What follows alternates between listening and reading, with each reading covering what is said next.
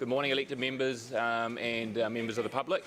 Can you please stand, and we'll open with a reading and a blessing from Tamaipakai Council's Kaumatua. Thank you. Tēnā koutou e pai nei, tēnei hata I tēnei rangi. Ko ngā mihi tuatai kia herea ki te atua, tō tātou peringa kia horata marino I wainui I tātou. Kia whakapapa paunau I te moana kia pai te eke o te waka e rungi I a Tangaroa. Kia tau ngā manakutanga ki rungi te kēngi, kia taka I te mata o te whenua I rungi ngā tongi kura, hei whakapotahi te iwi. Te hunga ko whetu rangi tia, ko ki atu koutou ki te kāinga I hanga mo tātou mo te tangata moi mai I roti I te ariki. E te koro matua āneru ka nui te mihi atu kia koe, me ngā mema o te kaungi hera e pai nei rungi te reo karangati nei te mihi atu kia koutou. E mihi ana ki te hāpori, e hui tahi nei I tēnei ata, tēnā koutou, e whakarongo, e whakatapato I ngā kaupapa. I mui I te aro matu, te aro o te koro matua, me ngā mema o te kaungi hera, ka nui te mihi atu kia koutou. Good morning, everyone. It's my pleasure just to extend a warm welcome to you here, especially to members of the public gathered here this morning. Tēnā koutou, tēnā koutou, tēnā koutou.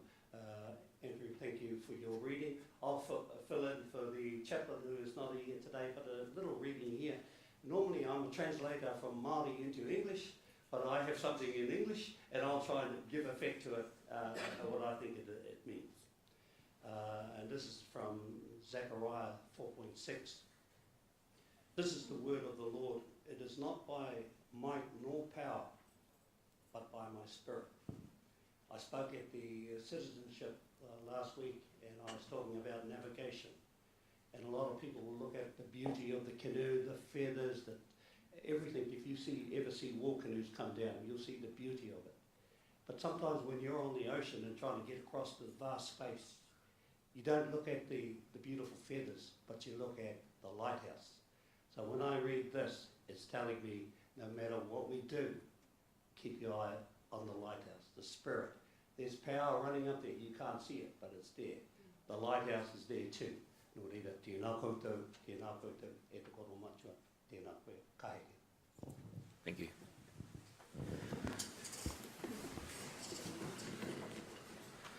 Thank you, Tamu.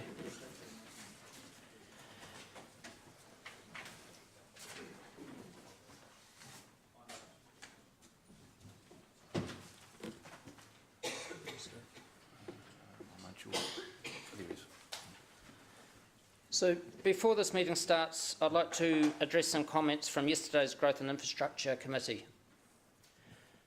During the discussion around Te Awa Lakes plan change submission, I asked Luke O'Dwyer a number of questions that were disrespectful and unjustified.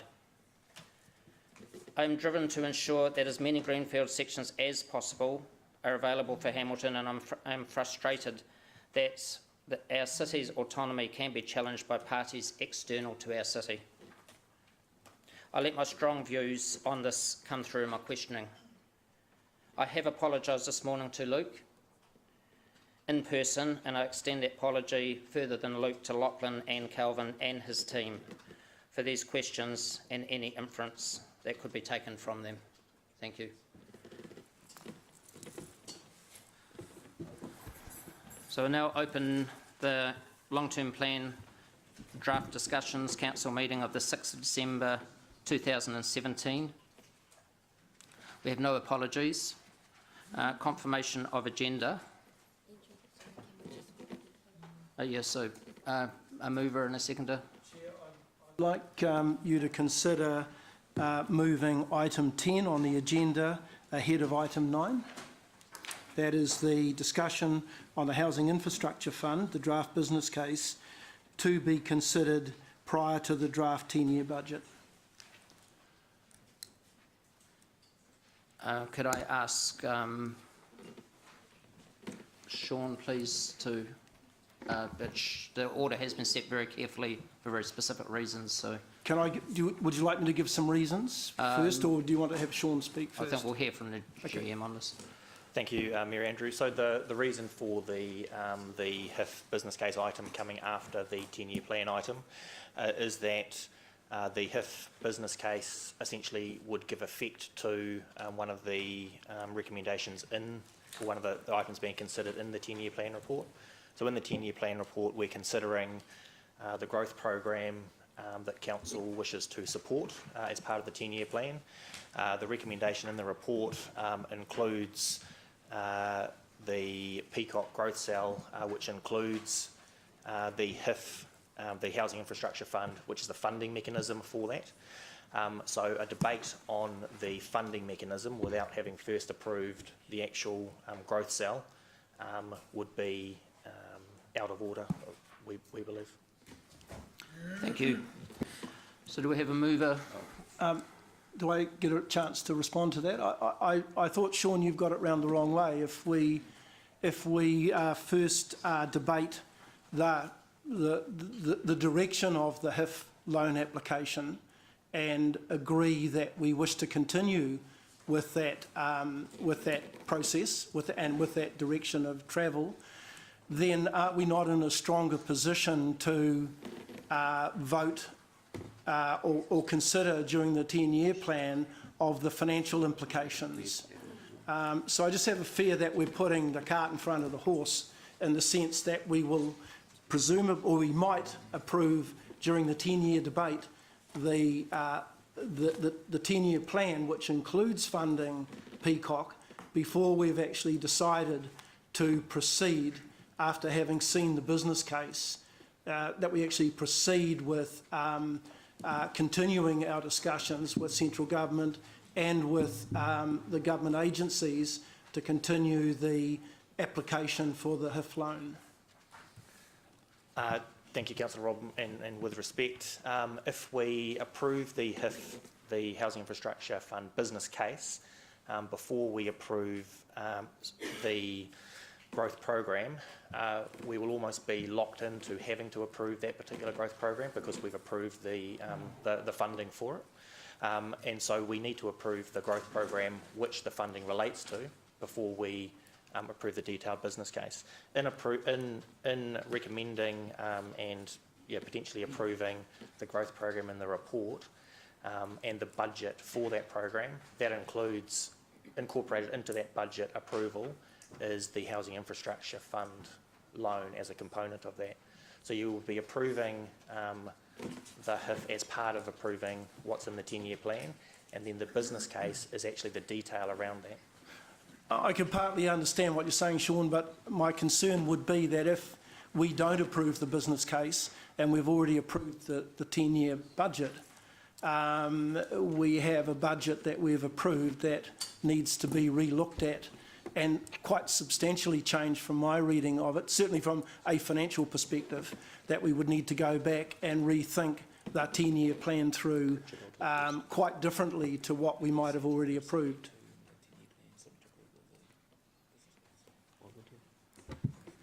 I'm not sure if I can add much more. I guess in approving the draft budget, we are approving just that, so it's a draft budget, and so that draft budget includes the funding allocation for that growth program. So that's not locked in stone. By approving if we approve the draft budget, then we approve the Housing Infrastructure Fund business case. We still have the opportunity to come back at a later point and change the budget before it becomes final, I guess is probably the thing I'd say. Okay, look, I'd like to test this with my colleagues, because I'm a little concerned that we've got the word approve on almost every motion on the 10-year plan, which means that we've actually approved whatever we do approve in the various motions for the 10-year plan. We are, to the extent of being ready to go out to public consultation, we have actually approved our level of our sense of direction without first having considered a business case around a very, very large project.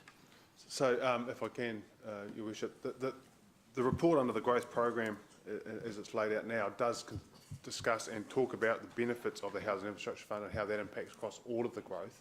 And the report in the first paper is about all growth, and then the impact of HIF specifically on Peacock. So it does give you that feel as whether or not you can then make the decision as per Sean's comments. Then the idea would be you go into the specific detail of that to go, yep, actually that makes sense, and we want to progress with that loan based on the growth profiles we've presented. That's the rationale behind the order. It's your call, Mayor. It's your meeting, your agenda, but I would prefer to have item 10 before 9. Councillor Mallett. I think I know what Rob's trying to do, but I think that the staff's response is accurate.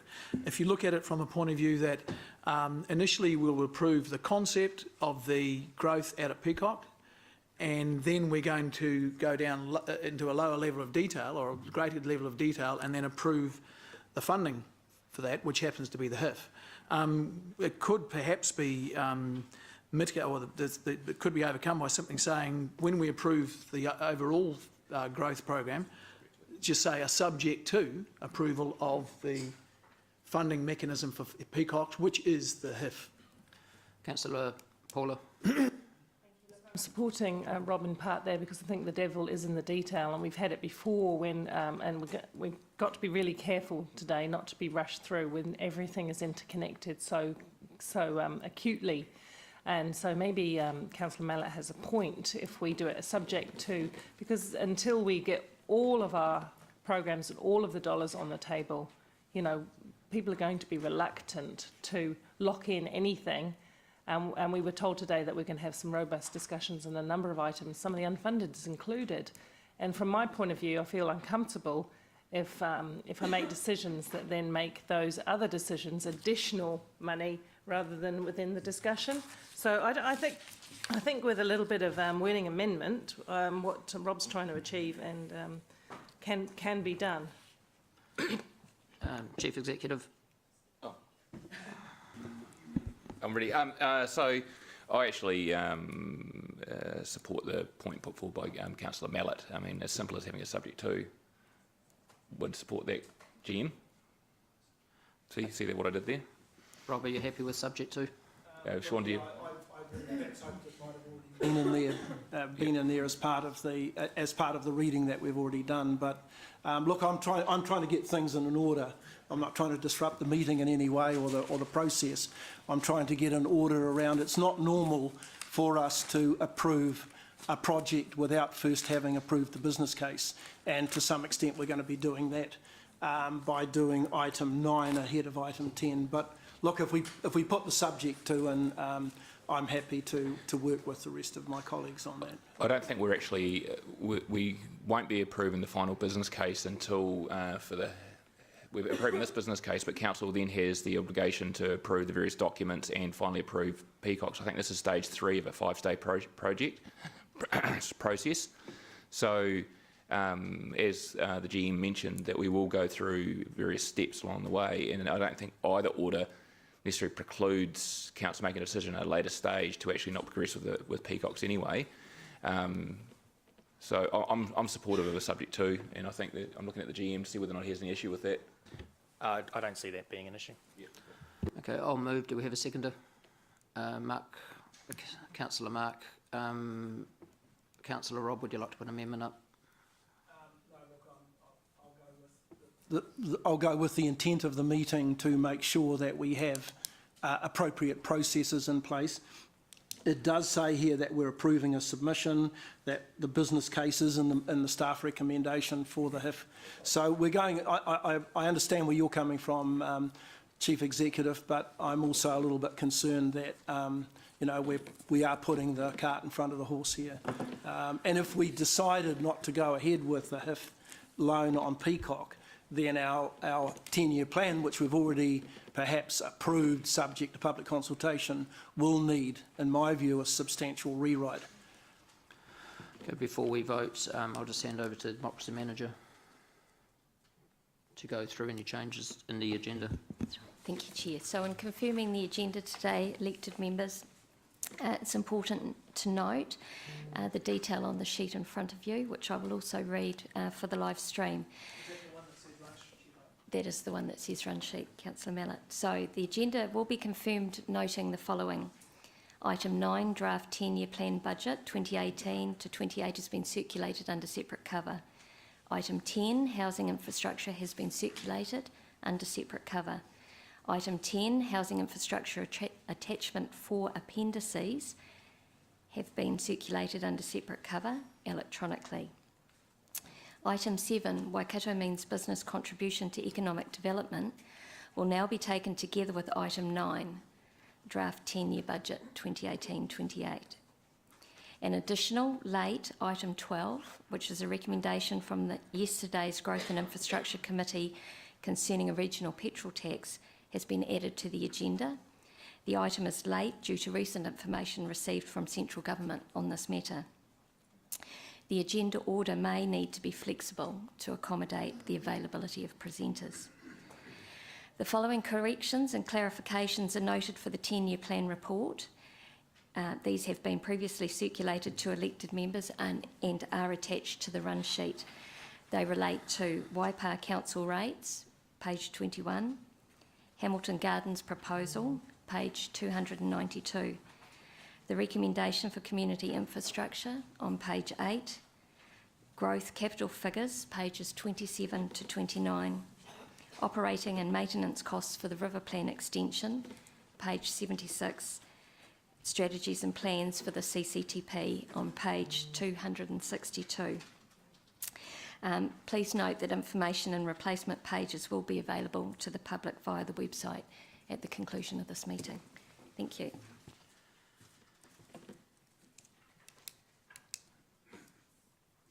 All those for? Any against?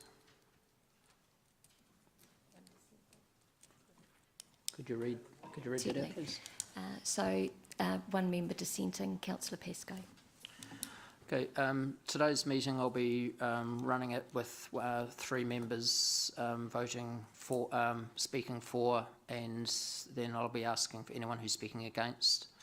I expect you to respect this rule. I don't want this to be played with, which we know it can be. I'll also be limiting questions to 3 minutes per speaker. After you've had your 3 minutes to speaker, and that includes replies, I'll then be going around the room and taking other questions. You will get your questions answered. We will come back to you at the end. So you will be able to ask as many questions as you want, but I want to ensure that other members who may be asking similar questions can do so. I also won't necessarily be using the board for the order of who asks for questions or speaking order. I want to ensure that everybody has a voice around this table during this 10-year plan discussion. Declarations of interest. Clarity, if I might, about that.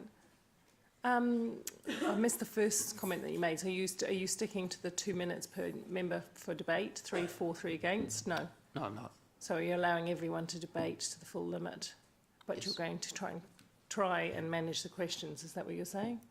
I'll be limiting questions to 3 minutes, including the answers.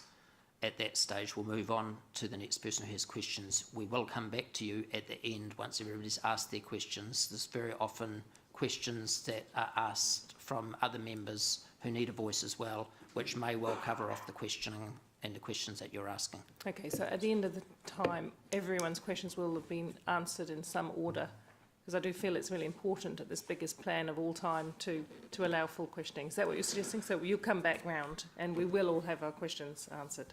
Councillor Paula, every member will get to ask questions.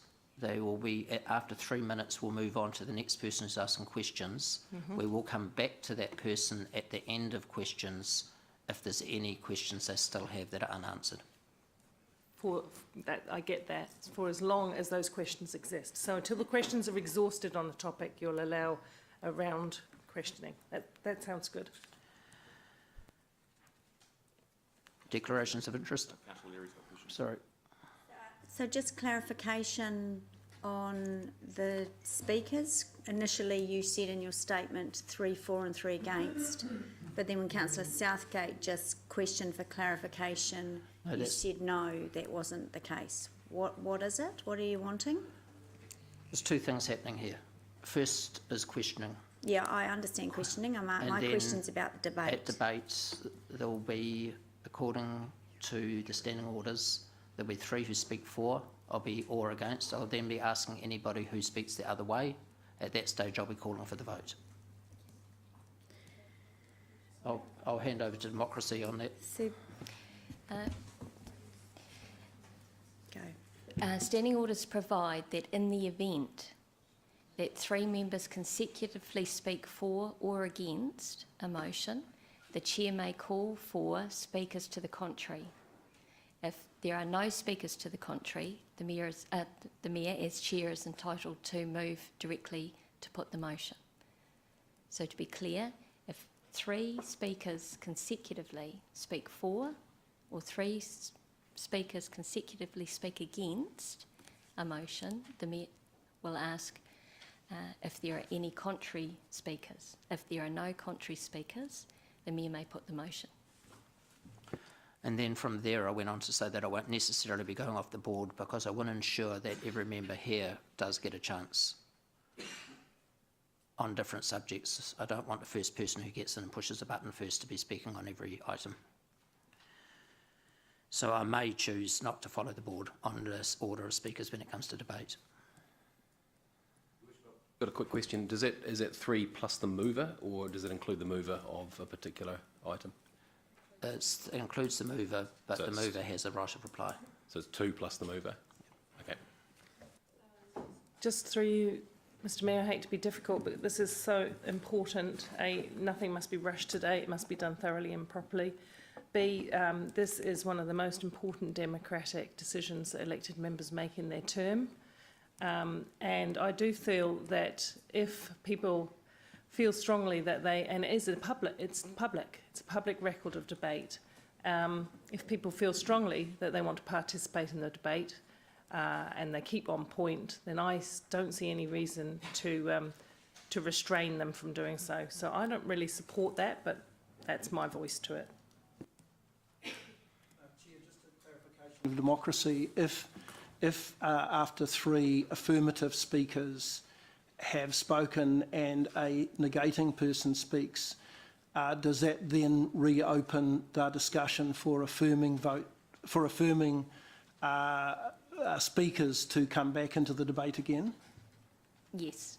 Yep, okay. Thank you.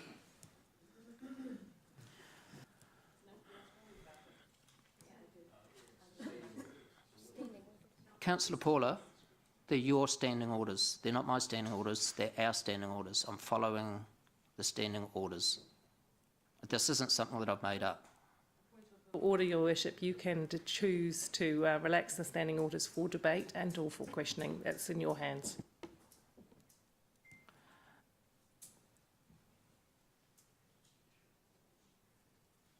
Declarations of interest.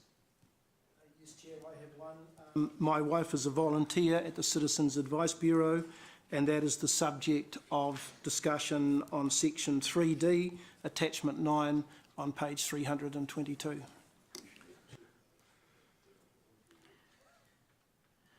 Okay, we'll now move to the public forum.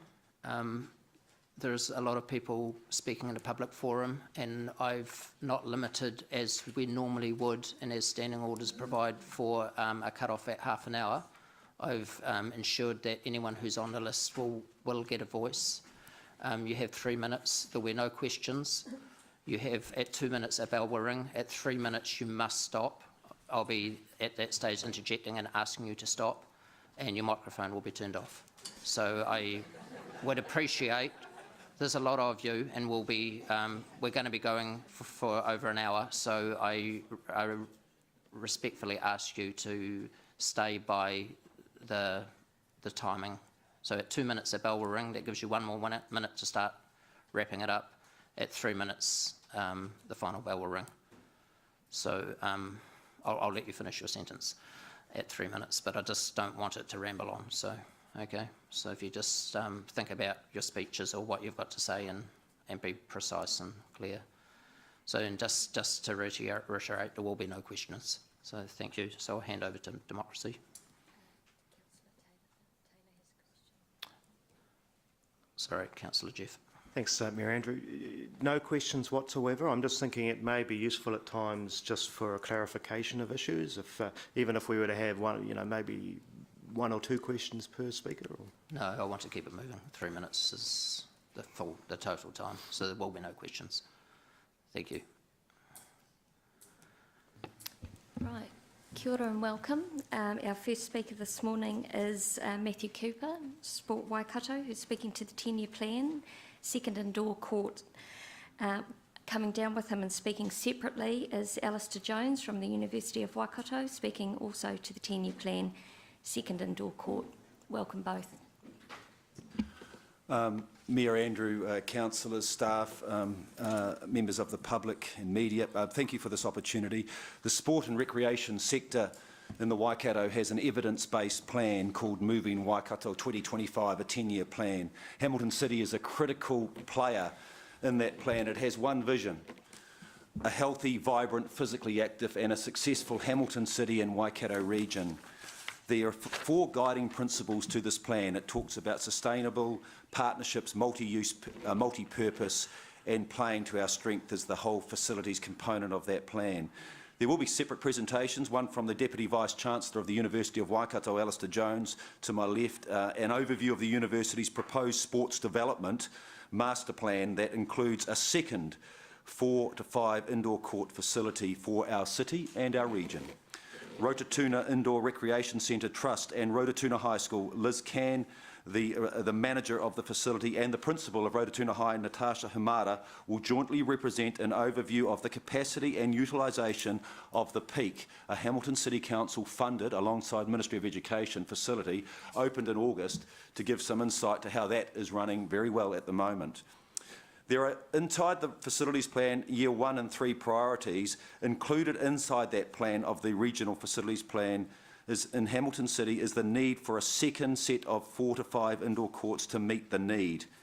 I want to thank Hamilton City Council for their vision in partnering the Ministry of Education, Rotorua High, to deliver the 4-court indoor facility up at Rotorua. This was a brave, courageous and now a legacy project that this council can be very proud of.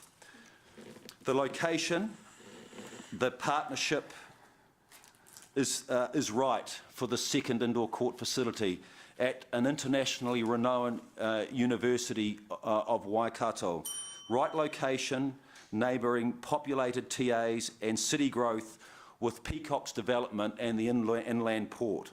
More bang for your buck with the pool that can be redeveloped on the university site as well. Like the Peak, the detail around how it would be run would be a shared operating model agreement with an establishment and an advisory board, representation from key players including Hamilton City Council, Sport Waikato, University of Waikato of course, and key users. The feasibility assessment strongly recommended funding is allocated in years 2 to 3 of the 18 to 28 long-term plan. University $7 million, TLAs, plural, 6 million, 13.5 from external funders to give a 26.5 multi-purpose facility. Mayoral Forum has endorsed the opportunity around a community facilities funding framework. So we are in conversation with neighbouring councils. I note without the University of Waikato as a partner in Hamilton City Council, we'll be unable to deliver the second indoor court facility. Thank you for letting me finish, Mayor. Thank you, Matthew. Thank you, Alistair. Oh, Alistair, you're sick. Thank you, Mayor Andrew, councillors and staff. I just want to start off by saying that in the long-term plan, Hamilton is being ambitious. The university is also wanting to partner and also ambitious. We have just recently undertaken a 20-year strategic planning exercise, and part of that strategic planning exercise was to look at how we create a sports precinct which is strongly linked to community use. We have undertaken wide consultation with transport, buses, cycles, and looking at the way in which the city is changing in terms of the facilities that we would operate. The university has just established a Faculty of Health, Sport and Human Performance, and this new facility would become a focal point for those research and community activities. The proposed new court facility would anchor the university's North Campus multi-sport development, which includes the grounds to the west, which are currently used for cricket, rugby, football, and for the community. For example, Balloons Over Waikato, which has up to 80,000 people. We have approved the artificial playing surfaces to the east for improvement, and the North Campus would also consolidate and enhance existing facilities such as the swimming pool, which we work in partnership with the council, an education gymnasium, outdoor courts and cricket nets. The proposed facility would be nearly 5,000 square metres, which is much larger than the Peak, and would be a multi-use facility which would be attractive, desirable for all age groups from 0 to 95 and older, and abilities for the local community, university staff and students. The court facility is part of the strategic plan for the university, which was endorsed by our council just yesterday and recognised significant capital investment over the next 20 years to make a world-class university as part of this and wider community. We work effectively in partnership with a number of councils and private bodies, and we see this facility would endorse that. I also just want to note in the long-term plan, and was somewhat surprised this morning, that the Gallagher Performing Arts partnership with the City Council is deemed not to proceed. We think we've worked effectively with the City over the last 18 years and was somewhat surprised that that funding is no longer in the LTP. So just in summary, we believe that we've done long-term planning, we've engaged with the wider community and believe that this will be a real asset for not only this community but for the Central North Island. Thank you. Thank you, Alistair. Thank you, Matthew. Thank you both. Now, Liz Khan and Natasha Hemana, please.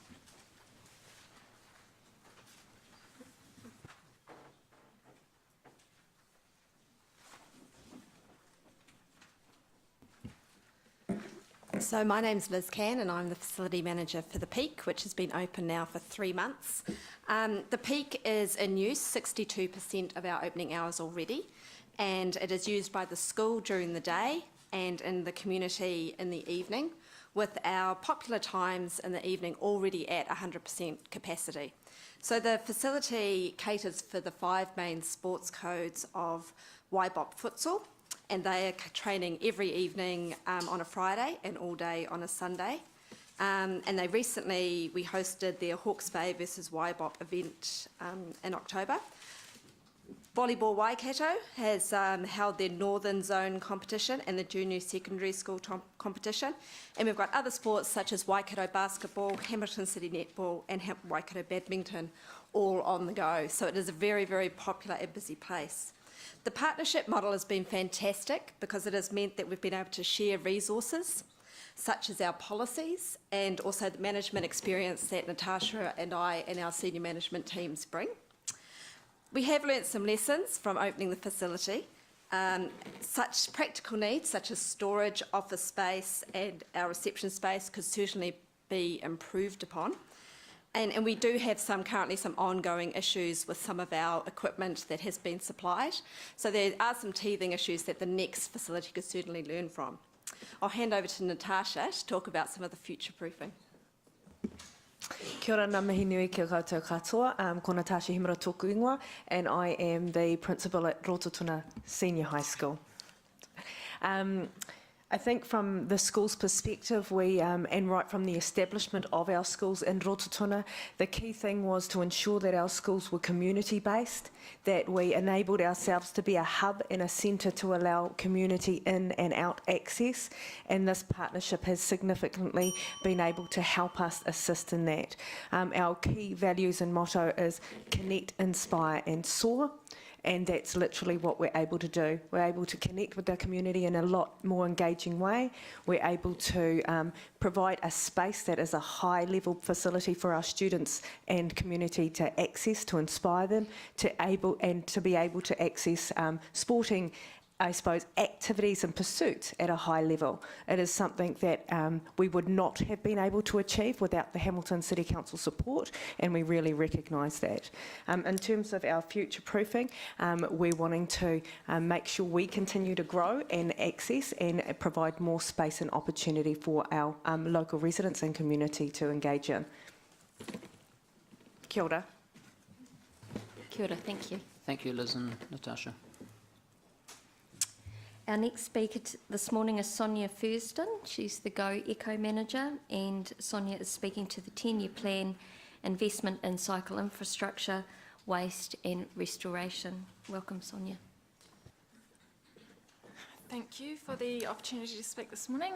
Yes, my name's Sonia Furston. I'm representing Go Eco. We're formerly known as the Waikato Environment Centre.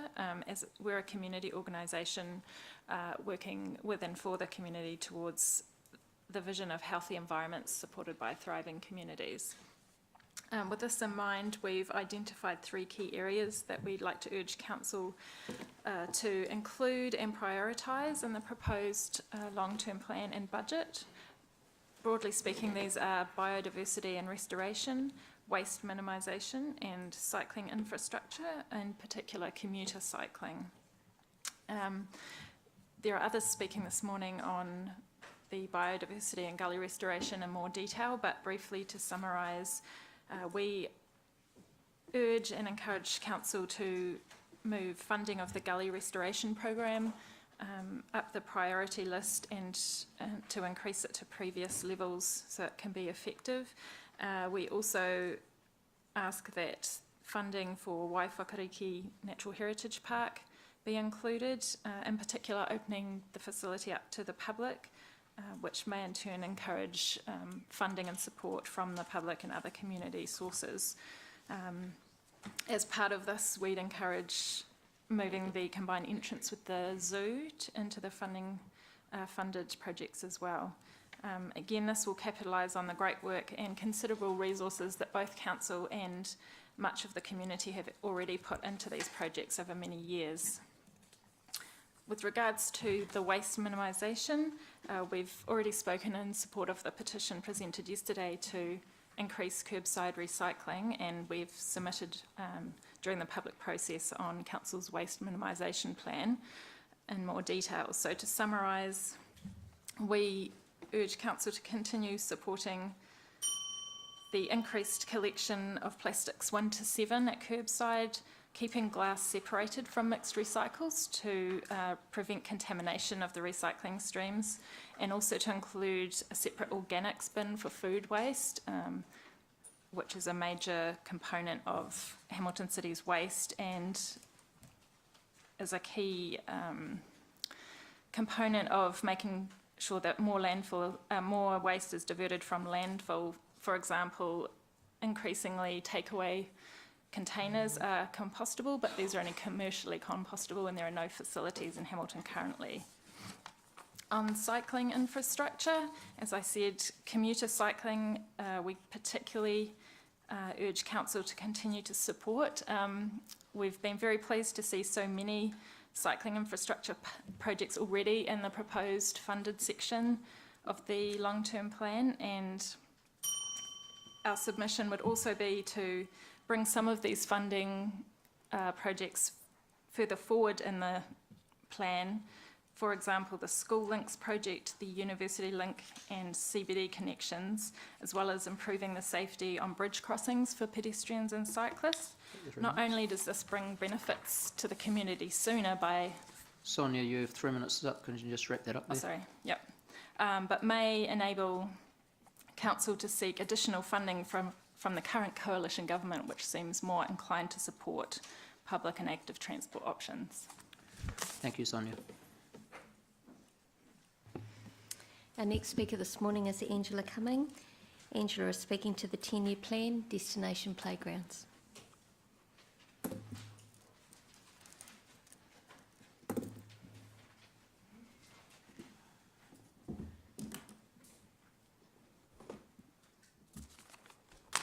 Morning. My name, which I am very proud of, is Angela Cumming, although I'm sure most of you are aware of my name by now. Also sure that most of you are aware of my personal thoughts on the Mayor's budget proposal and the cuts that it makes to the Playgrounds of the Future plan, and the fact that it spells the premature end of the Destination Playgrounds program. But you'll probably be pleased to know I'm not here today to give you my views or my opinions. I'm not here to speak as a ratepayer or a journalist, nor am I here to speak for the other mums and dads and grandparents of this city who know only too well how desperately needed and wanted the planned destination playgrounds were and are. And I'm not here to speak for the more than 1,800 people who have already signed a petition calling for the Mayor to rethink his playgrounds proposal. I'm here today to speak for my 3 sons, Charlie, Tommy and Henry, who have absolutely thrived in Hamilton since they started visiting the destination playgrounds. And I'm here today to give a voice to all the other children in Hamilton who, if you asked them, would tell you how much they need these playgrounds to keep being built.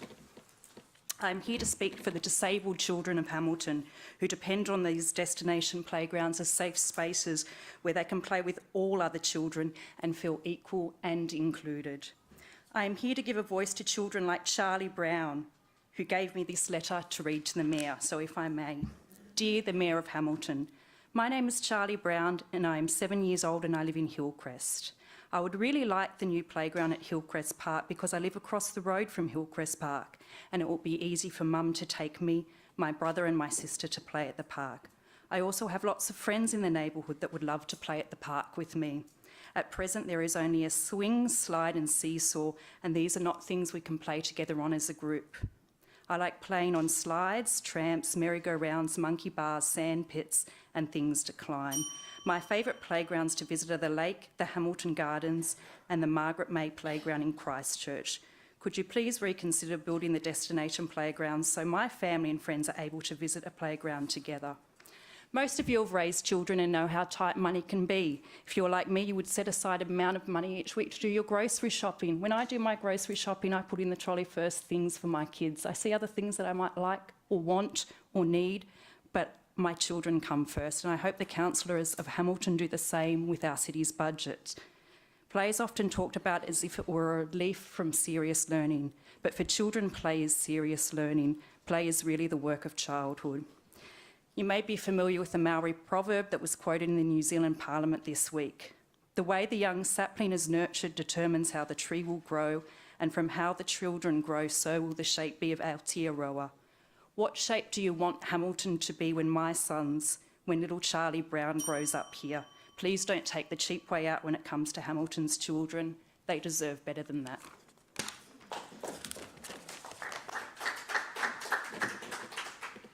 Thank you, Angela. Our next speaker is Max Johns. Max is also speaking to destination playgrounds in the 10-year plan.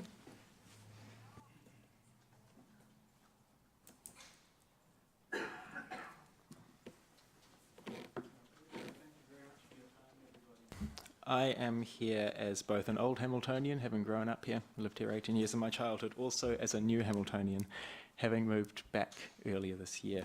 My wife, my kids and I were living in Auckland, which is a truly hostile place to have a family. You will hear about the traffic, but also things like access to parks made it very impossible for us. That meant we were looking around the North Island for somewhere else to live. Everywhere outside of Auckland you hear the same thing said, which is, oh, it's a nice place to have kids, eh? That talk gets talked about a lot of places. When we were comparing Hamilton to Tauranga and other places we might have moved to, we took a visit to Hamilton Lake and we met friends there at the destination playground. Another friend who, like me, had been at school here and then left and was now looking where to bring his young kids. My wife hadn't grown up here, and I saw her heart changed and I saw her mind change that day, and I heard her say things like, oh, Hamilton's different to what I thought, and you don't get things like this anywhere else. So we moved here, and now you get our rates payments. And now I've heard that the Mayor wants to cut this program, leave it half-built, and leave it clustered in the centre of the city map while also talking about growth.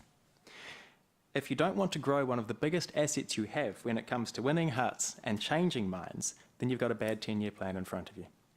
We have friends from Auckland who visit Hamilton, take day trips just so their kids can go to the destination playground at no park.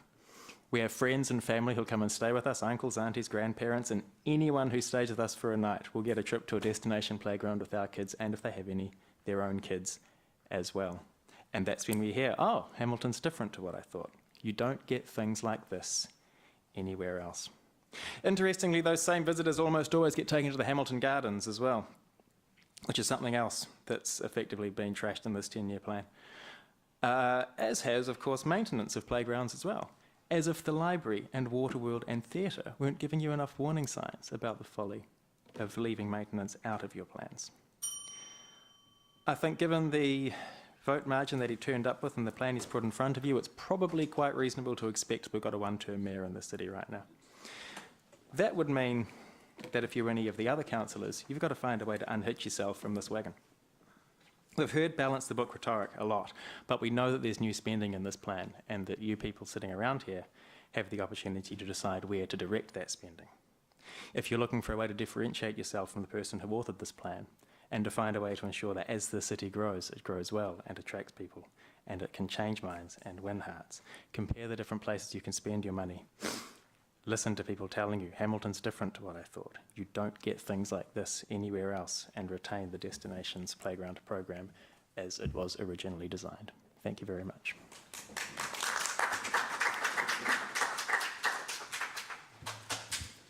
Can I ask the General Manager to comment on the accuracy of that speech, please?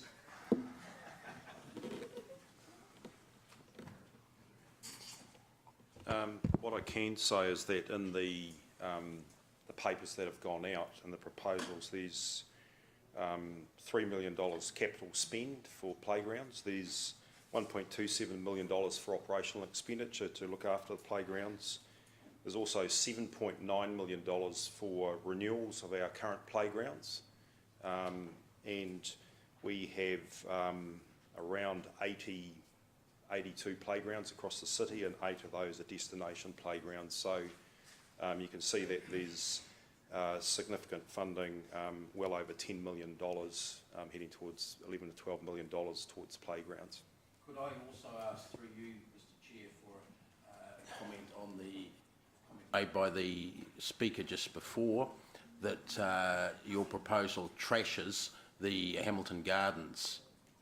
Is there an amount of expenditure proposed to be allocated for the gardens? Chair, point of order, Chair. I understood from the beginning of this public forum session that there were to be no questions. Now, you have asked a question and Councillor McPherson has followed with another question. So is that a signal to me that questions are now permitted? The point of order was raised on accuracy. Could I ask the General Manager to please answer the point of order on accuracy? Sorry, Mr Mayor, is that for what Councillor McPherson brought up? Or? Yes, but it's a point of order he raised, and it was a point of order on accuracy. Yes, there's a mayoral proposal for significant development of Hamilton Gardens, and you'll see that in your papers. There's also 3 other options within there, and they are also all significant funding. They're all over $7 million, ranging up to $24 million. Mayor Andrew. Yes, what's your point of order, Councillor Leary? The member of public is entitled to an opinion, and I believe he said, I believe he was speaking in context of charging for the gardens, and in his opinion, that would trash the Hamilton Gardens. He didn't say anything or question anything about funding, and that's the question that you've asked the General Manager to respond to. Are we to... Excuse me. Are we... No, the public gallery is excluded from speaking in this chamber. Excuse me. If you speak again, I'll have to ask you to leave. Councillor? So I think I've been clear. And are there going to be questions, Mayor Andrew, or not? The public are entitled, that's why it's called public forum, to express their views, whether we agree with them or not. If a member raises a point of order, it's in our standing orders that the point of order will be answered. And a point of order was raised. Thank you. Democracy Manager. Vanessa.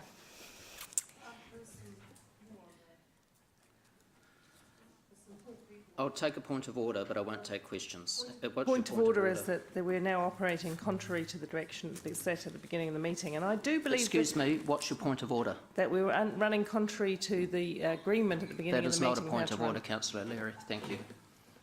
Sorry, Councillor Paula. You need to tell me what your point of order is. So welcome, Vanessa. Vanessa Williams from Hamilton Central Business Association is with us this morning. She's speaking to the 10-year plan, business as usual and renewal budgets for the Central City. Great, thank you, and good morning, Mayor Andrew, councillors and staff. I'd just like to speak in support of the 10-year plan, specifically highlighting the need for some of the business as usual elements of council work plans to keep up with the developments underway in the city, such as Victoria and the River, and ensure that the surrounds of the CBD match the quality of the projects that are currently being completed. So an example of this is, I'd like to highlight the need for wayfinder signage up and down the river walkway, going down to the river, coming back up. The need for a street furniture plan as part of the streetscape amenity, so that we actually have a proper defined plan that we're working towards. Again, I see these as business as usual projects rather than anything new. And HCBA recently completed a review just of Victoria Street, looking at some of the things like paving, of which there are significant paving areas in need of attention that have trip hazards or incomplete work. There's external pipes that have dripping issues, some that will fall on business owners, but some that fall to council.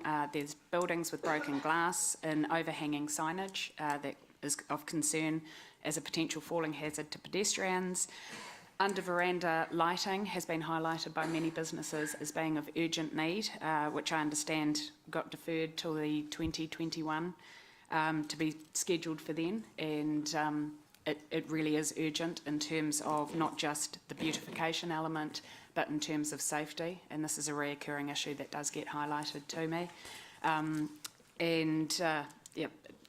Wi-Fi and garden place is another issue that does get highlighted. Again, nothing new here, but it's just ensuring that these business as usual elements that council does are reinforced within the CBD to keep up with the ongoing and future developments that you will be discussing in the long-term plan.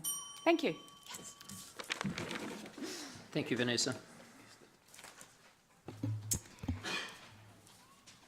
Virginia Graham is our next speaker this morning. Virginia is a friend of the Gardens and she's speaking to the 10-year plan, the Hamilton Gardens.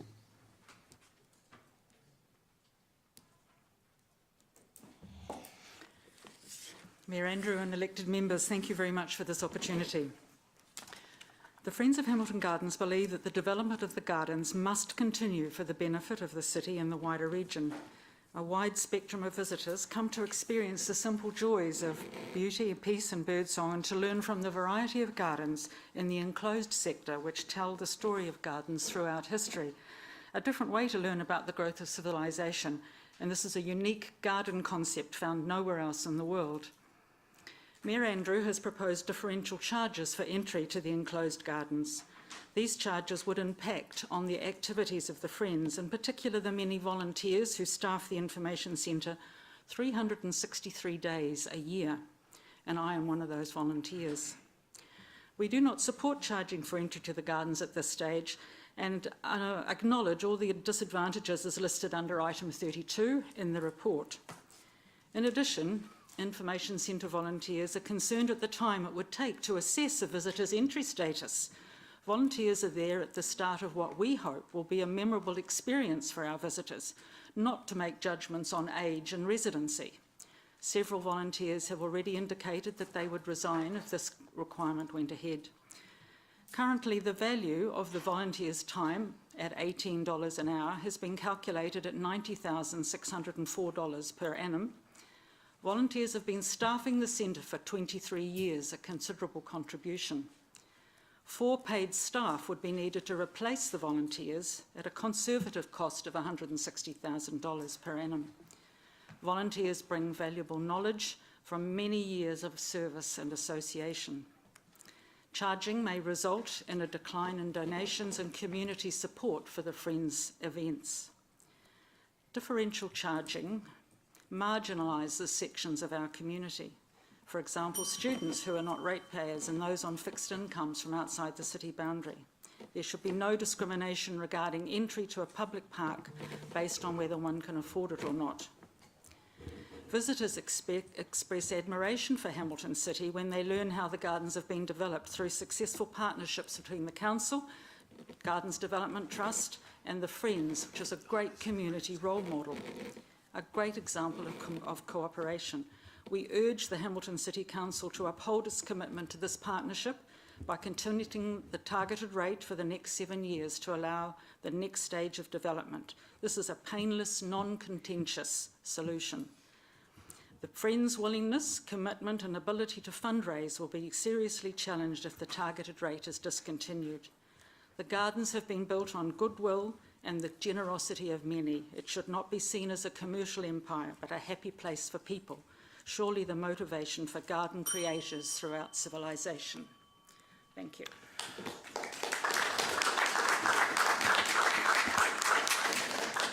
Thank you, Virginia. Our next speaker this morning is Max Christopherson. Max, if you'd like to come forward. Max is speaking to the 10-year plan, the rates rise proposal.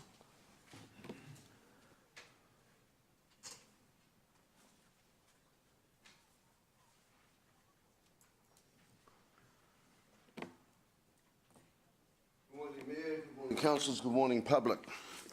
The simple fact of the matter is that I've spent my life teaching mathematics. I'm an ordinary bloke and I pay rates. At one stage, I was a property investor in this town. I paid 7 lots of rates. I famously failed to vote in the $28 million loss led by Mr. Redman because he sent the stuff out to my 6 other properties. And all my tenants who couldn't afford to go to the V8s that caused the debt for this place voted yes. Okay, 2% compounded rate of inflation for the last 4 quarters. You're suggesting 16.5% rate increase, 8 times that. Under the national government, the rate of inflation has been 14.6 compounded, and this is from the Reserve Bank New Zealand inflation calculator. Last year, my rates on Cardrona Road went up 5.28%. Last year, the compound rate of inflation was actually less than 0.5%. The number of the Hamilton City Council increased my rates by was 11 times 0.5%. However,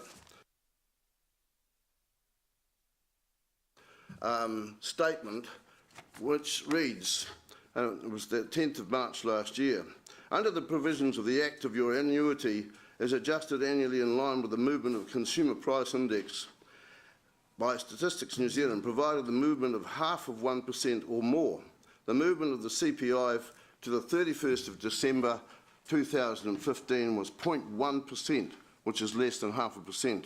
On that score, you guys managed to look at your detail that I'm listening to today and raise the rates by 50 times the rate of inflation. Now, that's unreasonable for the vast majority of people who are struggling to pay their rates. Okay? I've given you the compound rate of inflation formula. I'm not going to explain how that works, but I will say to you this. At the track that you're on now, you're going to double the rates in about 8 to 10 years. I can afford it.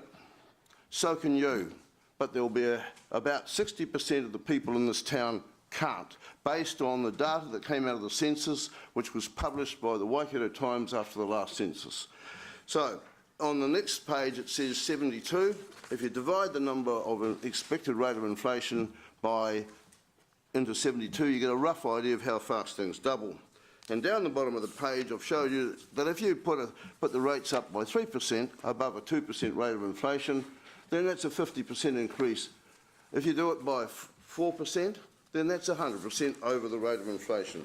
So your discussion issues are outlined on the discussion paper. Basically, I'm recommending you just do 2% or 3% and then cut your cloth to meet the way the place is run. I love what you do. I don't have the time or the patience to do what you do, but well done. Thank you, Max. Our next speaker this morning is Diana Wood. Diana's from the Rotorua Community Trust, and she's speaking to the 10-year plan with respect to Rotorua development. On behalf of the North East Community Hub and the residents of the North East, I'd like to give this bouquet to His Worship the Mayor. We're grateful to Andrew King for proposing $20 million towards a library, community centre, town square and aquatic facility in our area. Thank you too to the many councillors who have met with me or read my report, have also offered support for this essential community infrastructure. Some of our residents have lived in the established parts of the North East for just about a quarter of a century. They're going to be ecstatic to finally see at last visible and meaningful return for their years of paying rates.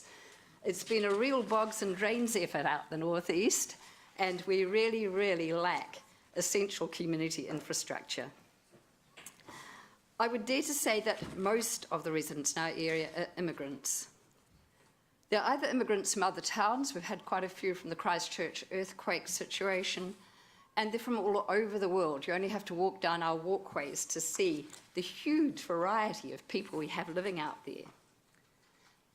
Such rich diversity brings both benefits and risks.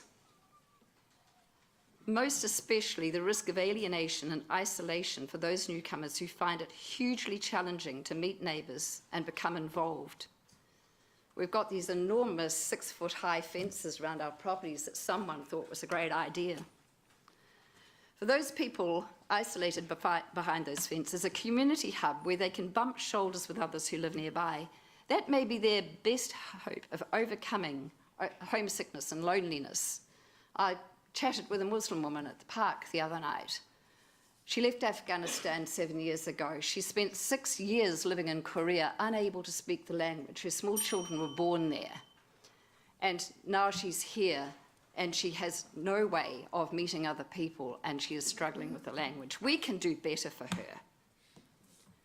We consider ourselves fortunate to live in the North East. We have all the arteries needed to allow us to move around freely. However, right now, those arteries are leading us on one-way routes out of the area.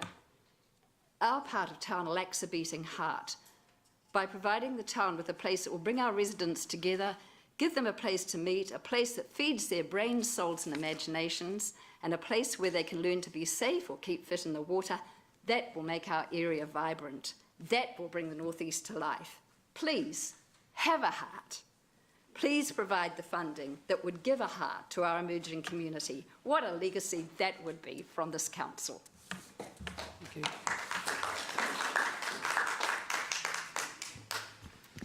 Thank you, Diana. Our next speaker this morning is Bruce Clarkson. Bruce is speaking on behalf of the Environmental Research Institute of the University of Waikato and also the Waiwhakariki Advisory Group, and he's speaking to the 10-year plan. Welcome, Bruce. Thank you, Your Worship, Mayor Andrew and Council elected members for giving me the opportunity to speak today. I'm not going to give you my background analysis or any of the detail that I've provided in the written paper that's been circulated to you today, but I'm going to try and cut to the chase. I'm starting to feel and look like the Lorax. I'm wondering why the environment keeps getting shunted down your list. That's my big question. And what I'm doing today is asking sincerely, making a sincere request that you look at the current priority order of funding and undertake a reconsideration. The environmental projects have only modest funding requirements compared to many of the big ticket items in the draft LTP, and so this is clearly a situation within your control. In particular, we do not see the logic in stalling valued existing flagship projects based on established partnerships while embarking on new overly costed projects such as the $20 million River Plan extension and Central City Park. The nature of such a park is based on hard engineering approaches and gardening in perpetuity, and is not consistent with addressing the continuing decline of natural capital caused by city development. How are we going to mitigate for that form of development? And to once again spend money on Garden Place, I am a ratepayer too.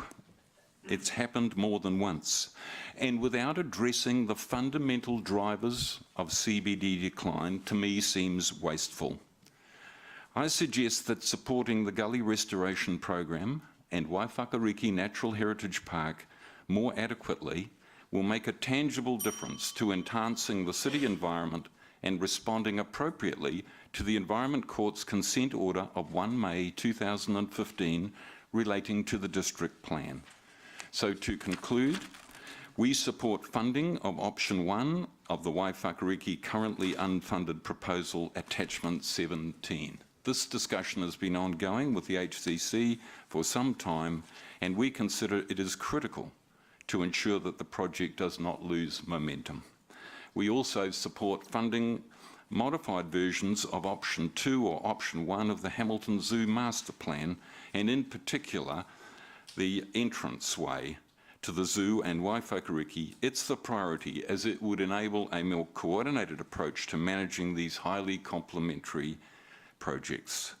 We also strongly recommend an urgent review of the current state of the Gully Restoration Program with a review to reviving what was once an exemplary model of working with the community to achieve significant environmental benefits. As I've already noted, we do not support upgrading of Garden Place nor the development of the River Plan Extension Central Park. They should wait for appropriate consultation, regulatory requirement and process, and decision-making around the proposed Waikato Regional Theatre. Thank you for your attention.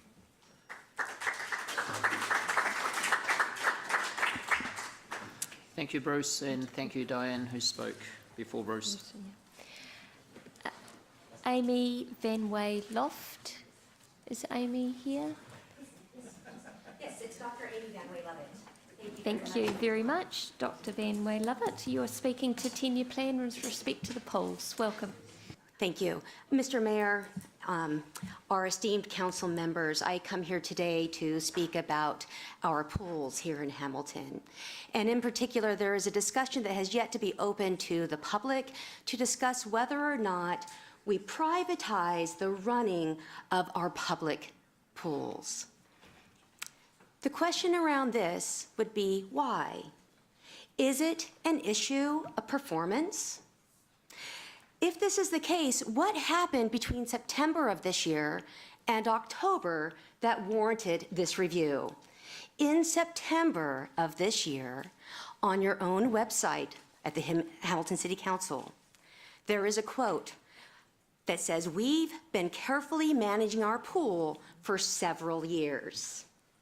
And now we've reached the point where we must fix it to keep it running." Now, we have already approved, and us taxpayers are paying for, a $10 million refurbishment. Excellent. Well done. But what about the management? You say our managers of these pools are doing a good job. Well, let's look at the facts of the management in the last 2 years, since 2015. Since 2015, and you will have these reports, under the guidance of Janice Eland, Paul Kite, Tiffany Ulatowa, I'm going to pronounce her name, Ulatowski. I want to apologize to Tiffany for butchering that, and others. Let's look at what happened. The operating costs have actually decreased from $4.2 million to $3.2 million, a 25% decrease. Now, it is seductive to believe that a private enterprise has some magic wand on how to improve the performance of facilities. There is no magic wand. Good principles of management are all that it requires. Either, Chief Executive, you have appointed the right people to run things, or you have not. That is the choice that you have made. But remember, our pools are more than just about what's being managed. They are a life source to our elderly. They provide an avenue for physical fitness. They provide teaching to our schools where kids no longer have pools available at their schools. There's been massive increases in revenue, retention of memberships. We have over 12,000 visits to just our fitness classes at these pools in the past year. I have papers for you. But more so, what about our donors? The public charitable trusts that have actually entrusted money to you with the understanding that these pools were held in your trust. By sending this out for private management, allowing another to profit on our tax dollars is a breach of that trust. Thank you. I apologize for going over. Thank you, Amy.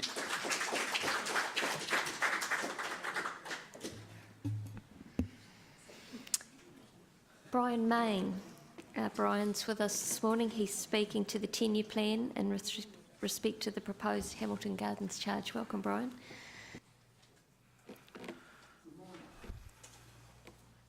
I've circulated my views electronically to many around the table here, and so I'm not going to bore you to death by going through them again. But basically what I am saying is, first of all, Your Worship, I don't think you are the person who is driving this. I think this has been driven by a bureaucrat. And the lack of professionalism in doing a cost-benefit analysis here astounds me. I've raised a whole heap of questions to which, and comments to which no one has challenged, and nothing I have seen answers those questions and justifies your intention. The reality is, to charge to go into the gardens, whether it be $1 or $100, has initial significant costs. And that should be the starting point. And once you've established those initial things, for example, what is it you're going to charge to go into? How many egress and entry points must you have to satisfy health and safety?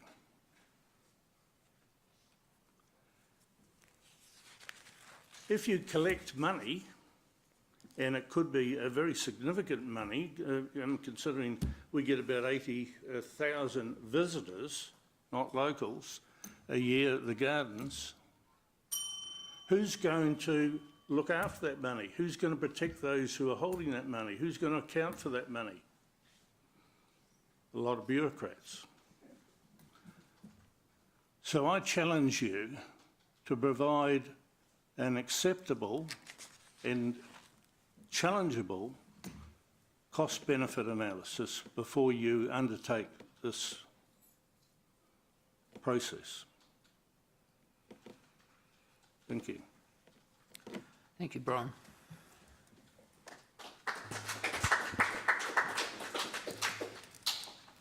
Right, Deborah, you're up. Deborah Fisher's with us this morning. She's speaking to the 10-year plan regarding rates rises.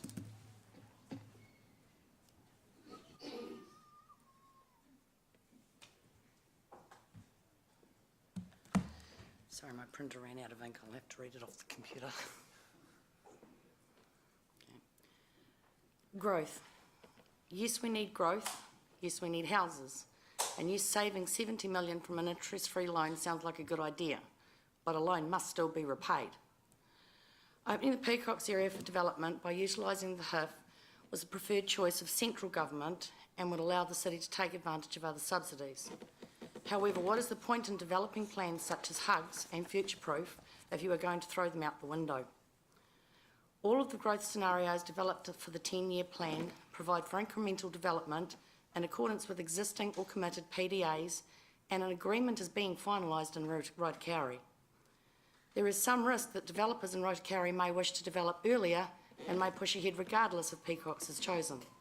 This could reduce demand in the Peacocks area. It would seem neither of these options is feasible long-term without alterations of revenue. Business as usual. I support the implementation of the council minimum wage being put in place immediately, but I would note that this is not to be raised until the minimum wage is $20. Is this simply anticipation of the minimum wage rise announced by government, or is it about providing staff with a living wage? If it's about a living wage, then any increases should be tied to the living wage rate, not minimum wage. Let's talk rubbish. Rubbish and recycling services are a core activity of council. There has been no community consultation regarding a user pays rubbish system.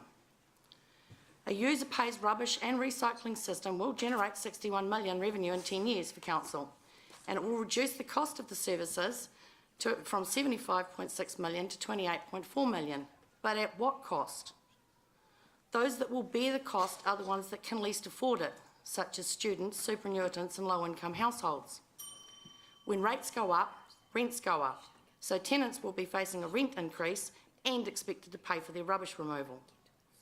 What happens when the decision between paying for food and rubbish removal results in people choosing not to use any of the services at all? We already have people that are dumping rubbish illegally when it is free to collect. It would seem logical that a user-pay system is likely to exacerbate this issue.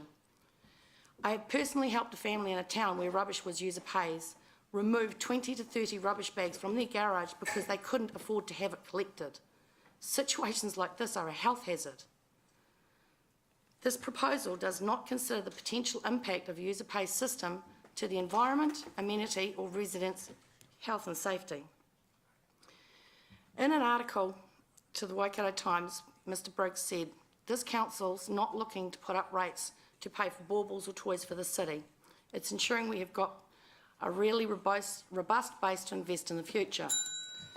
The problem is that many residents see things like Garden Place revamp, River Plan extension, regional theatre and garden development as baubles, especially when compared to items that are on the unfunded list. Thank you, Deborah.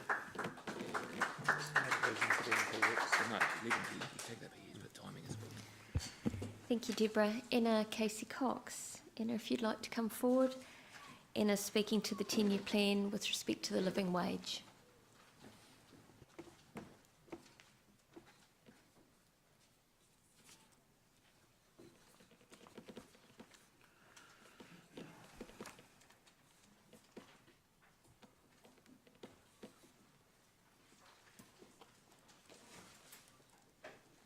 Just in case you can't read my t-shirts, we all have them.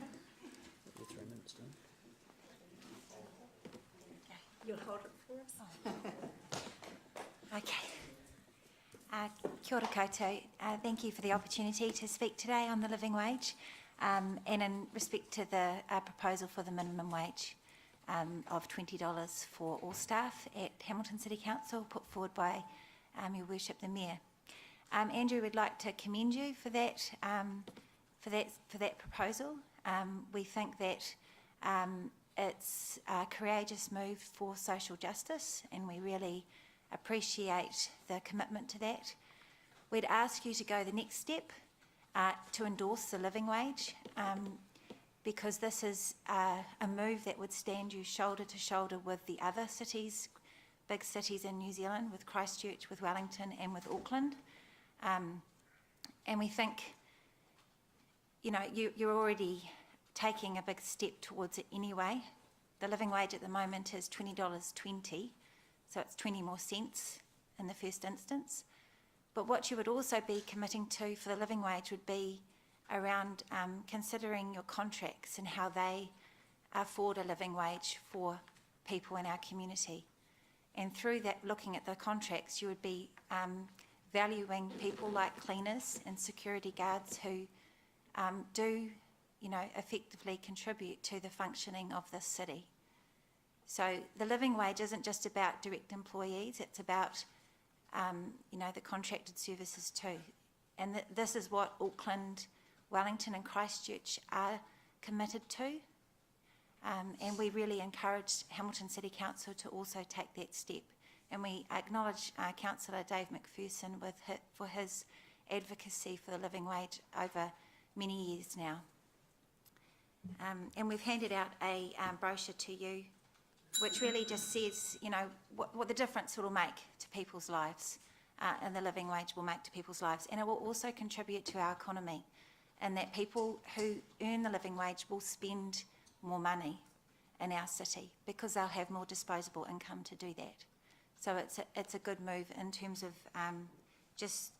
and people being able to afford rates. The living wage will support that as well. So thank you for the commitment to a minimum wage. We ask you to take a step more and implement the living wage. Thank you.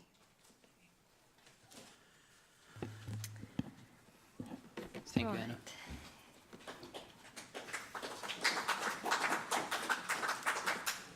Okay, we have two more speakers. The next speaker is Helen Jarman.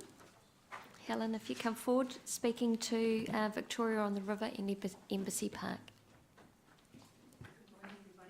As mentioned, my name is Helen Jarman and I'm here as the chairperson of the Body Corporate, and we own the apartments down at 240 Victoria Street. To my left is Mary Barker, one of our residents there, owns an apartment as well. We believe, Mayor Andrew, your vision for the Central Park is that it connects the river to the city for both residents and visitors. And then you state that no one will be forced to sell their property. If that's the case, and the 6 apartments don't sell, how will you gain that vision? It is of a concern to us that the adjacent apartments owner was told that we approved selling our apartments. This is a fabrication and clearly a concern to us for the transparency of that transaction. Regarding the promenade, it's banded around a 15.5% rates increase to fund this grand park to connect Embassy Park and VOTR, Victoria on the River. If this is any sort of goer, why would we as ratepayers be happy to spend $10,563 per lineal metre for the promenade going in front of our properties? The owners of the apartments have in early days talked with the Hamilton City Council on the promenade, about the promenade, and were told by the Hamilton City Council that they wanted to work with the residents to gain a workable option that suits both the apartment residents and the users of the promenade. To the point that we even welcomed the Hamilton City Council staff and contractors into our apartments to be able to help with the visuals. We did that on several occasions. Based on the information and the resource consent that has now been granted, it appears that the residents have gained nothing from the many hours of conversations and communication and correspondence. This is very disappointing, and the residents, we had to seek legal action as our only way forward. We find this extremely disappointing. The proposed high level and obtrusive pathway that the Council have progressed without due consultation, i.e. via the RMA consent process, and their lack of willingness to work with us to provide solutions. It appears that the promenade will be built with no regard for the residents. My bedroom is within 1 metre of the promenade, and the rest of it is within that 1 metre. Thank you for your attention. Thank you, Helen. Thank you both. And our last speaker this morning is Penny Evan. Welcome, Penny. Penny is from the Arthritis Support Group, and she's speaking to the 10-year plan, the hydro pool. Thank you. Thank you. Thank you, Your Worship, the Mayor, councillors, ladies and gentlemen. 2007, 3 women approached Martin Gallagher, and he helped us write our submission out. We came to the council with our submission to get a hydro pool.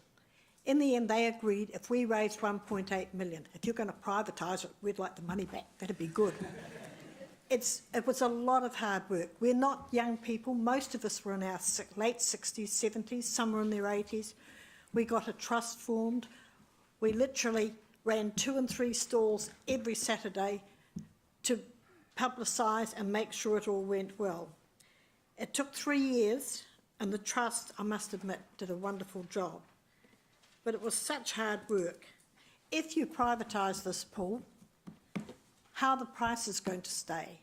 A lot of us are on invalids' benefits. A lot of us can no longer work. Our intention was for people with disabilities. It didn't matter whether it was arthritis, head injuries. They have a lot of the intellectually handicapped use it. We can't afford, a lot of us cannot afford to have it privatised and put the prices up. Some struggle to make the prices now and only go once a week where they should be going 3 or 4 times a week. It's a brilliant thing. People come from all over. The Cambridge women come every year just to see our pool. They're now working to save and get a pool for themselves. What happens if this council gives it away? Does their council give it away? Does this set a precedent? It's just not on. We worked for that money. We worked for that pool. We think it's our right to have a say and keep that pool for Hamilton, not for the council to privatise. That's all I have to say. Thank you very much.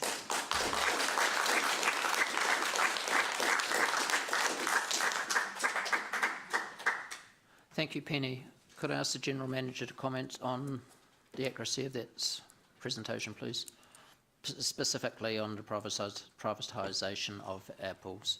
There's a report coming back to Council next week, which is part of a service delivery review that councils are required to do for each of its services under Section 17A of the Local Government Act. So aquatic facilities is one of those. We had a consultancy firm actually have a look at what the potential options were for providing the actual running of the facility. That doesn't include selling the facility or anything like that, so council in any option would continue owning the facility. The report coming back next week actually compares an enhanced status quo model against the potential to contract out the management of the facility to an outside provider, which is a common model across many councils in New Zealand. So that report will be coming back to council next week, debated and open. Thank you. We'll now go to item 5, page 6 on 1.1/3.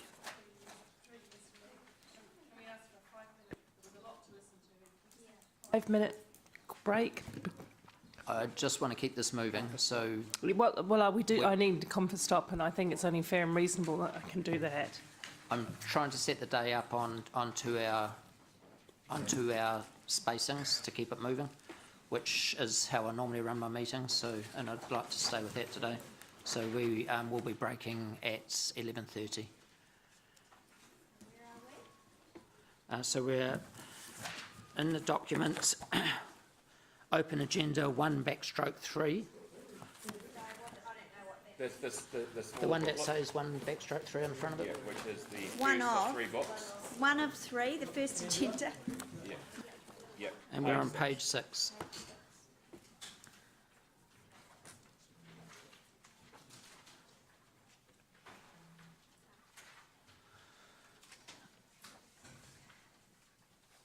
So I hand this over to you.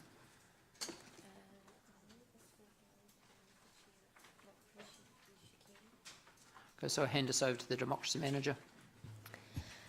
So the Chair of Growth and Infrastructure may wish to comment. This, councillors, is simply the bringing forward of a recommendation made at the Growth and Infrastructure Committee regarding the approval of the Access Hamilton business case.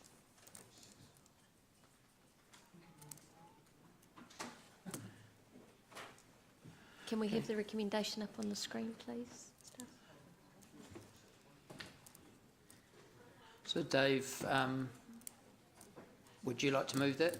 Yes, I'll move it. Okay, seconded by James. Any discussion? Okay, all those for? Any against? Carried. And we're now going to item 6 on page 7. Similarly, this is a recommendation from the Community and Services Committee meeting of 31st of October. The Chair's not here to comment, but perhaps governance, if we could have the motion up on the... Moved by Mark, Councillor Mark, seconded by Councillor James. Any discussion? All those for? Any against? Carried. So we're now on item 7, which is do we want to do... a verbal report presented by CE. possibly the Chief Executive in this case, unless you want to pass it on. No, this is So elected members, on your run sheet that says item 12. Okay, it's the... what remains business. No, you're Sorry. going to... Yeah. So it's item 12. Sorry, no, I'm sorry, I put you wrong there. Ange, So this is the recommendation from Growth and Infrastructure Committee meeting yesterday regarding petrol tax. So there is no paper for it. No, so it's a verbal update to the Growth and Infrastructure Committee. No, there's nothing in there, Councillor Mallet. Apologies, councillors, for any confusion. So briefing yesterday, it's effectively just putting a chock under the wheel so that gives authority for myself and the Mayor to continue discussions and negotiations with the central government in respect of a fuel tax. And we have got the recommendation on the board. We're having technology difficulties, CA. Becca, could you please read it out? No, could you read it out? Thank you. That the Council approves the Mayor and Chief Executive to negotiate directly. That the Council approves the Mayor and Chief Executive to negotiate directly with central government to secure an increased fuel tax from 1.1 cents to 10 cents for Hamilton City. And so the only correction I'd like to make to that is the 1.1 cents is GST exclusive. Inclusive, sorry, and the 10 cents is GST exclusive. So the update will be to reflect the GST on that. So it's about 0.67 cents GST exclusive to 10 cents GST exclusive. So I'll move that, seconded by Councillor Dave. Councillor Ange. I'm asking Leo the question. Okay. You can probably give you a straight answer, Councillor. Just a point of clarity, the rationale for this is to move this into the 10-year planning process. So this effectively puts it in this agenda and then allows that to be accepted or not by this committee, this meeting. If it's accepted, it will then go out to the public for consultation. Yep, no, so basically it's a little bit not even that definitive. So what this is doing is giving us authority to have that conversation with central government. We have been having some conversations, but the central government has indicated they are willing to talk to other councils, so we're taking that opportunity. Mayor Andrew is hoping that, we're hoping that a staff member will go down and meet with the Minister tomorrow to further this discussion. Lev Ocott has drafted a report which is currently getting QA'd to take to the Minister to discuss it. If that's the first part, which this resolution will achieve, yes, then as part of the 10-year plan discussion, we will talk about what the potential financial impacts will be if we do get the fuel tax. We've done some estimates about the financial implications. It's unlikely, because we haven't got approval from the Minister yet, that we'll include those numbers, but if we get through this next process, including up until when we sign off the consultation document early next year, we may well include in that a reference to the fuel tax and seek public feedback on utilising it as part of the consultation document. So that sort of clarifies it. So just in terms of the process, are you saying it's unlikely that we will be able, or it's unsure whether we'll be able to include this? We will not include it today in this process, but by the time we finish before we go out to community in February with the consultation document, we'll have more information. At that stage, we will either be in a position to update our draft budget, or if we haven't updated our draft budget, we may be able to signal the promising stages that we're at with the government and include that as a narrative reference in our consultation document. For example, we might still be in negotiation with the government, so we can't give anything definitive. But okay. Yeah, we might even say we're currently in negotiation with government, and if they're successful, how does the community feel about obtaining a fuel tax to offset rates increases? If it's not done in time for the 10-year plan, it's something we could bring in anyway. That's correct. Later on as an amendment to the 10-year plan, or as to, yeah, okay. That's correct. Okay, so all we're doing is trying to start a process that may or may not result in something later on down the track. Yeah, okay. We've been having these conversations, but to date they've been very informal. What we're asking now is support from council that when we approach the ministers, we can actually say that it's endorsed by the full council as a way forward. And having the elected wing is a very credible, provides credibility with central government ministers that the elected officials are supportive. If I just front up as a bureaucrat, it's not. I don't think it's weighty at all, to be honest. Just to be clear, for myself, if I vote for this, yay, it may or may not. I just want to see what comes of it. All you're voting for because we haven't seen any business case at all yet. All you're voting for today is the permission to engage. There will be papers and business cases and justifications and rationales and numbers and so forth coming back at a later council meeting, probably outside the 10-year plan process, with the information to support and what it would look like.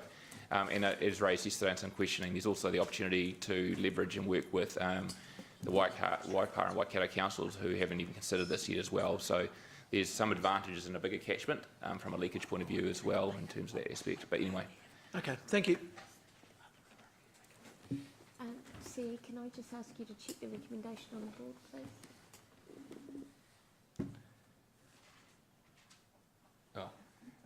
Councillor Paula.